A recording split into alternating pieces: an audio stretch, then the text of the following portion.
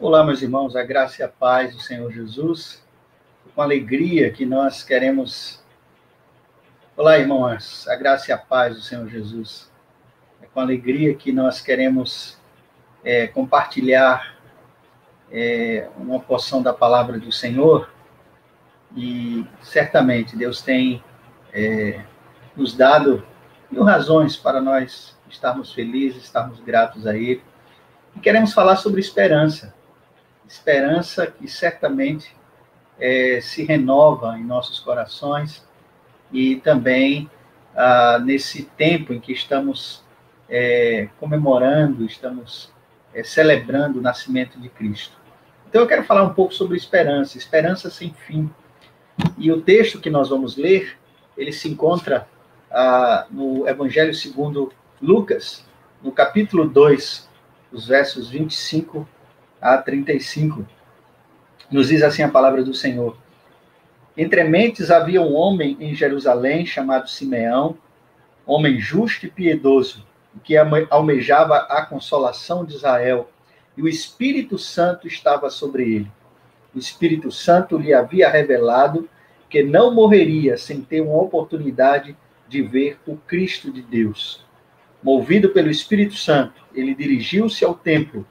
Assim que os pais trouxeram o menino Jesus para realizarem com ele o ritual de consagração exigido pela tradição da lei, Simeão tomou em seus braços e louvou a Deus, exclamando: Ó soberano, como prometeste, podes agora despedir em paz o teu servo, porquanto os meus olhos já contemplaram a tua salvação, a qual preparaste à vista de todos os povos, luz para a revelação aos gentios e para a glória do teu povo de Israel. O pai e a mãe do menino ficaram admirados com a proclamação feita a respeito dele. Então Simeão os abençoou e revelou a Maria, mãe de Jesus: Eis que este menino está destinado a ser o responsável pela queda e pelo soerguimento de multidões em Israel, a ser um sinal de contradição, de maneira que a intimidade dos pensamentos de muitos corações será revelada. Quanto a ti, todavia, uma espada traspassará a sua alma. Que Deus abençoe a leitura da sua palavra, que certamente nós temos diante de Deus esta oportunidade de podermos meditar nesse texto. Nós vamos ter uma palavra de oração. Pai querido, nós rendemos-te graças, Pai, nós te louvamos por tua infinita bondade e misericórdia, Senhor. Fala conosco através da tua palavra e alcança os nossos corações. É a nossa oração em nome de Jesus. Amém. Meus irmãos e irmãs, este é o último de 5 cânticos que consta, então, no registro do Evangelho segundo Lucas. E esse é o cântico também mais longo, né? O cântico mais abrangente. E embora saibamos pouco acerca de Simeão, ou seja, a sua origem, o que ele fazia, a sua linhagem, né? Alguns o consideram, na verdade, um sacerdote, embora nós não tenhamos evidências acerca disso. No entanto, nós queremos pensar sobre esperança, e sobre esse cântico que ele pôde entoar a Deus. E Simeão é um homem que é descrito como um homem justo e piedoso. E estas são características assim muito importantes para que nós possamos compreender de fato essa ação do Espírito Santo, que nos torna verdadeiros promotores da paz e da consolação. Esse cântico de esperança, essa esperança sem fim que Simeão ele nutre no seu coração, é fruto de um relacionamento que ele tem com o Espírito Santo, ele tem com Deus. E aqui algumas lições preciosas que nós precisamos extrair desse texto. O Espírito Santo ele agia na vida de Simeão, e esse Espírito age na nossa vida. Paulo, escrevendo a carta aos Romanos, ele diz: se for possível, quanto depender de vós, tende paz com todos os homens. A esperança sem fim, ela passa por essa mensagem de paz, que o Senhor Jesus ele trouxe por intermédio do seu nascimento para toda a humanidade. Então, essa é a primeira lição que esse texto nos ensina, que a esperança vinda do Espírito, ela transmite paz e transmite consolo. E é isso que o texto diz, que havia um homem em Jerusalém chamado Simeão, homem justo e piedoso, e que almejava a consolação de Israel. E o Espírito Santo estava sobre ele. O Espírito Santo estava sobre Simeão, muito antes, então, dele poder ver o Senhor Jesus. Muito antes de Maria e José levar Jesus, então, à sua presença, para ser apresentado. Então, Simeão, ele esperava a consolação de Israel, esperava a vinda do Messias. Ele não era o único a alimentar essa esperança. E nós precisamos, de fato, reconhecer que o nascimento de Jesus, ele se reveste do cumprimento de uma esperança universal. Em Cristo nós temos a verdadeira esperança, e a esperança é que todos os povos da terra podem e almejam, então, a paz, e almejam a salvação que só Cristo ele pode nos oferecer. E isto é algo maravilhoso. É algo maravilhoso. É um cântico de esperança. Esperança na vinda do Senhor, no nascimento dele. E um dia ele fez isso por mim, ele fez isso por você. Fez isso por cada um de nós. Então, esse cântico de esperança, ele começa com a ação do Espírito Santo. A Bíblia diz que ninguém vem ao Pai se não for por mim, disse Jesus. É o Espírito Santo que age, é o Espírito Santo que alcança. Né? A palavra de Deus nos diz que nós somos convertidos, somos convencidos, né? Somos alcançados, porque é o Espírito Santo que nos convence da justiça, do pecado e do juízo.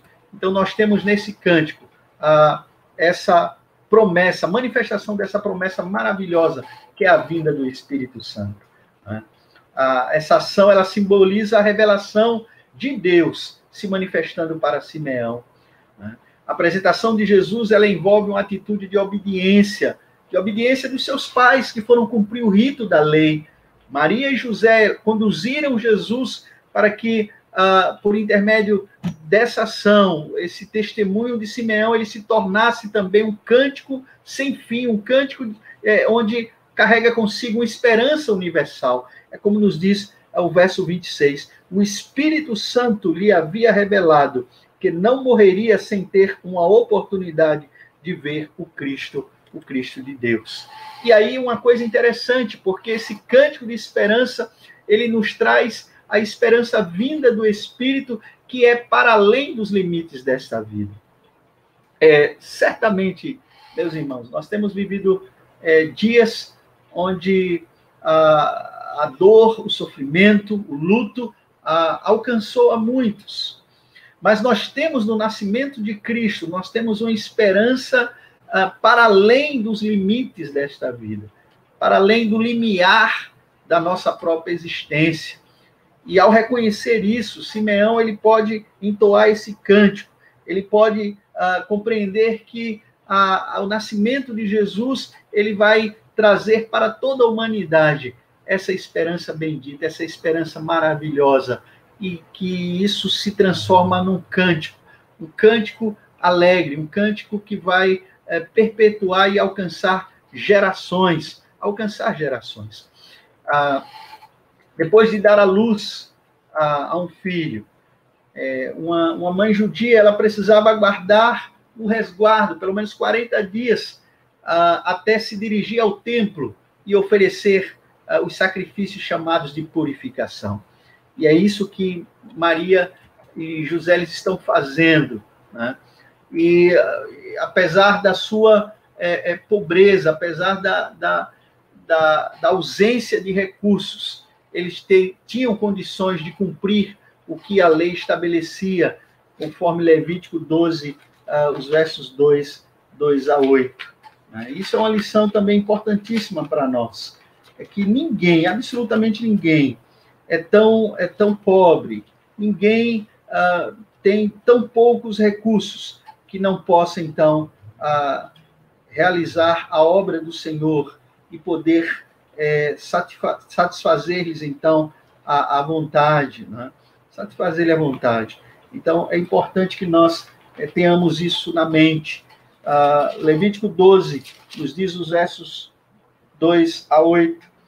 Fala aos filhos de Israel e instrui-os: quando uma mulher der à luz a um menino, ficará impura durante 7 dias, como ocorre nos períodos da menstruação. Em seguida, por causa da perda de sangue, ela ficará impura por mais 33 dias. Ao longo desse tempo, ela não poderá tocar em nada sagrado, nem poderá comparecer à tenda do encontro, até que se cumpra o tempo da sua purificação. E se der à luz a uma menina, ficará impura durante 2 semanas, como durante a menstruação, e ficará mais 66 dias purificando-se do seu sangue. Quando tiver cumprido o período da sua menstruação, quer seja pelo nascimento de um menino ou de uma menina, levará o sacerdote à entrada da tenda do encontro um cordeiro de 1 ano para o holocausto e um pombo ou uma rolinha em sacrifício pelo pecado. E o sacerdote os oferecerá diante do Senhor e realizará por ela o ritual da propiciação e ela tornará purificada. Então, Maria e José, eles estão cumprindo a lei. Né? Todos os primogênitos dos seres humanos e dos animais, eles deviam, pela lei, serem consagrados, serem dedicados ao Senhor. É o que nos diz também Êxodo, no capítulo 13. Né? É isso que estabelece a lei. Êxodo 13, os versos 12 e 13, que nos diz assim a palavra do Senhor: naquela mesma noite eu passarei pela terra do Egito. Êxodo 13, desculpe. Verso 12. Separarás para Yahvé o primeiro nascido de todo o ventre. Todos os primogênitos, os primeiros machos dos teus rebanhos pertencem ao Senhor. Verso 13.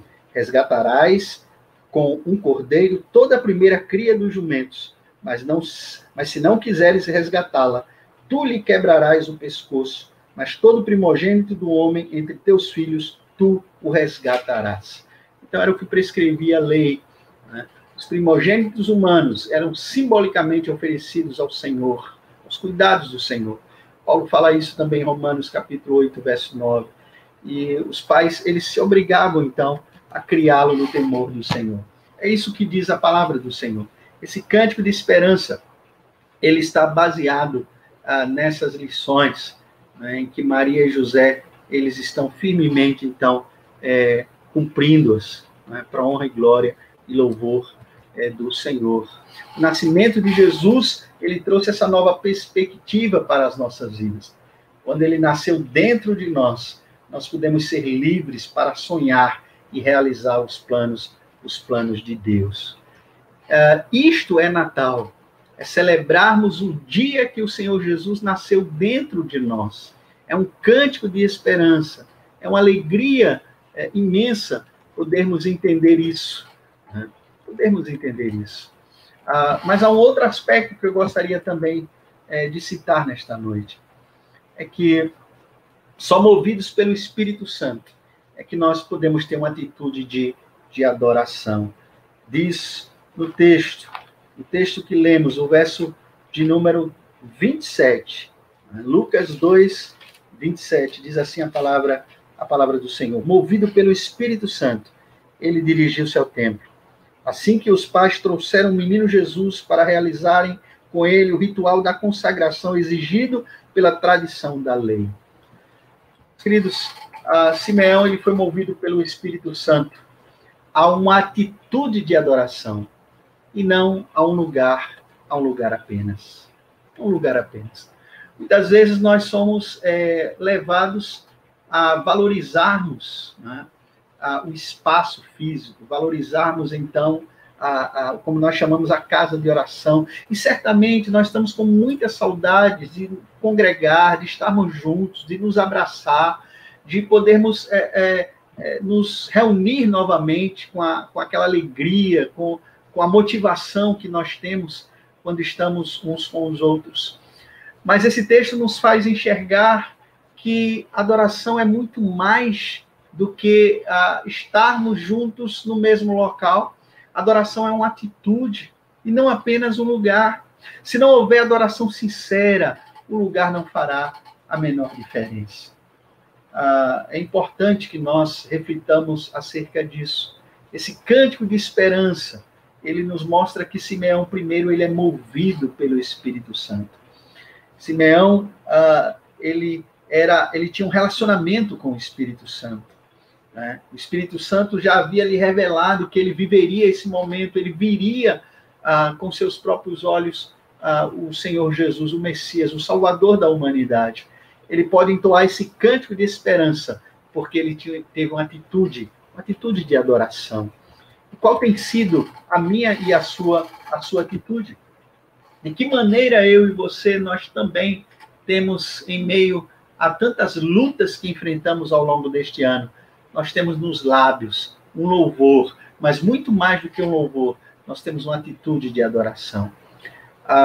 Jesus falou isso à mulher samaritana, em Evangelho de João, no capítulo 4, os versos 21 a 24. Ele disse para aquela mulher que interrogou, que perguntou qual seria o lugar verdadeiro, qual seria o lugar onde eles deveriam adorar. E Jesus responde àquela mulher de uma forma muito precisa. E ele diz, declarou Jesus a ela, mulher, podes crer-me, está próxima a hora, quando nem neste monte, nem em Jerusalém adorareis o Pai. Vós adorais o que não conheceis, nós adoramos o que conhecemos, porque a salvação vem dos judeus.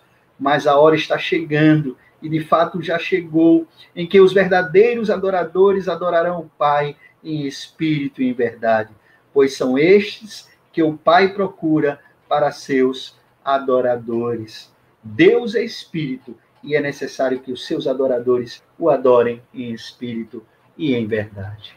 Em espírito e em verdade. É essa lição que Simeão ele traz para nós, e a lição que nós precisamos pensar acerca do nascimento de Cristo. Nós adoramos, porque um dia Cristo mudou a nossa vida, ele entrou no nosso coração, e isso fez e continua fazendo total diferença. Né? Ao pegar Jesus nos braços, Simeão adorou ao Senhor e declarou o sentido da vida do Messias. Abraçar Jesus é testemunhar isso, é testemunhar o que ele representa para cada um de nós. Louvado seja o nome do Senhor. Simeão ele vai falar da alegria, sem também omitir a dor e o sofrimento. A dor e o sofrimento. Meus irmãos, nós não podemos, de forma alguma, nós não podemos deixar de reconhecer que em meio a desafios que atravessamos em 2020, em meio a tantas incertezas, tantos temores, nós encontramos na palavra de Deus o texto que diz, no mundo tereis aflições. E de fato, não foram poucos as lutas, não foram poucas as aflições. A palavra de Deus nos diz, tem de bom ânimo, porque eu venci o mundo. Simeão ele vai se dirigir a Maria e vai dizer para ela que a vida de Jesus, a vida daquela criança, haveria também sofrimentos e haveria glória. Haveria tristezas e haveria alegrias. Haveria exaltação e haveria ruína também. O nascimento de Jesus é um convite à sensatez e à coragem para vivermos a vida e abraçarmos tudo que ela nos reserva, com temor, com resignação e com esperança. Temor, resignação e esperança. Simeão fala de alegria, mas ele não omite a dor e o sofrimento. E ao celebrarmos o Natal de Jesus, nós não podemos deixar de nos esquecer das famílias enlutadas, dos amigos, dos parentes, dos vizinhos, tantas pessoas que nós vimos partir e tantas outras que ficaram enlutadas. Nós precisamos, a cada dia, nos lembrar que só o Espírito Santo é que pode nos manter firmes, convictos de que a nossa esperança, ela não tem fim, a nossa esperança é Jesus. Nós podemos entoar um cântico de esperança, porque Ele está conosco. E eu quero concluir a minha palavra, meus irmãos, minhas irmãs, dizendo para você que nós precisamos a cada dia, nós precisamos relembrar a promessa maravilhosa do Senhor, o nascimento de Cristo, o nosso grande cântico de esperança e uma revelação de Deus para todos nós. Que Deus abençoe a sua vida, que Deus continue fortalecendo o seu coração e o meu coração.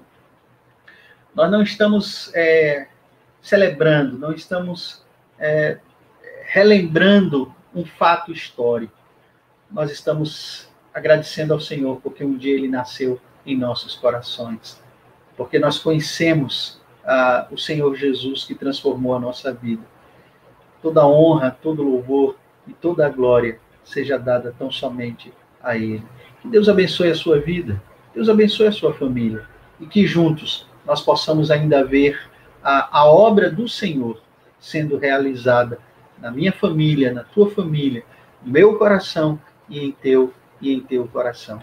Que Deus te abençoe grandemente e que Deus faça a cada manhã, Deus faça-nos entoar um cântico de louvor, um cântico de adoração, em nome de Jesus. Deus abençoe a sua vida, Deus continue te fortalecendo. Eu quero orar, eu quero agradecer ao Senhor por tudo aquilo que Ele tem feito para cada um de nós, para cada um de nós.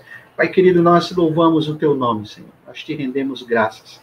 Nós queremos te dizer, Pai, que estamos felizes por Tua presença conosco, porque um dia o Senhor nasceu em nossos corações, e é por esta razão que nós podemos crer, podemos confiar que esse cântico de esperança, essa alegria sem fim, o Senhor continuará nutrindo os nossos corações, mesmo que haja lágrimas, mesmo que haja sofrimento, mesmo que haja partidas, a Tua presença continuará conosco, nos confortando, nos consolando e nos enchendo de ânimo para retomarmos a caminhada até o dia que o Senhor nos chamar à Tua presença. Louvado seja o Teu nome, Senhor. Recebe o louvor, recebe a adoração do Teu povo, da Tua igreja, pois assim nós oramos em nome de Cristo Jesus. Amém. Amém. Deus abençoe você em nome de Jesus.